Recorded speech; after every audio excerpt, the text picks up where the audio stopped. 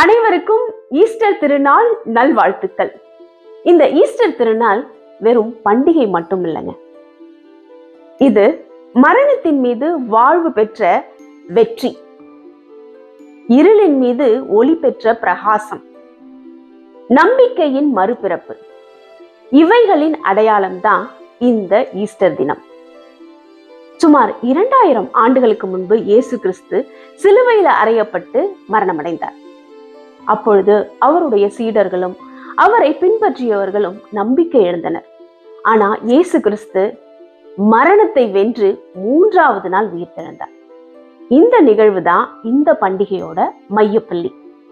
ஏன் உயிர்த்தெழுதல் அவ்வளவு முக்கியம்? மரணம் என்பது முடிவல்ல, மரணத்திற்கு பின்பும் வாழ்வு உள்ளது என்ற நம்பிக்கையை அளிக்குது. இது பாவத்தின் பிடியிலிருந்து விடுதலையையும் கடவுளின் உடனான உறவையும் சாத்தியமாக்குது. கிறிஸ்துவத்தின் அடிப்படை போதனையான அன்பு, கருணை, மன்னிப்பு இவைகளின் தொடக்கமாகவும் விளங்குது. மொத்தத்துல ஈஸ்டர் திருநாள் நம்பிக்கையின் ஒளியாகவும், விடுதலையின் செய்தியாகவும், அன்பின் வல்லமையையும் உணர்த்துகிறது. நாமும் நம் வாழ்க்கையில் வரும் துன்பங்களையும் சவால்களையும் தைரியத்தோடும் நம்பிக்கையோடும் எதிர்கொள்ள வேண்டும் என்பதை இது உணர்த்தது.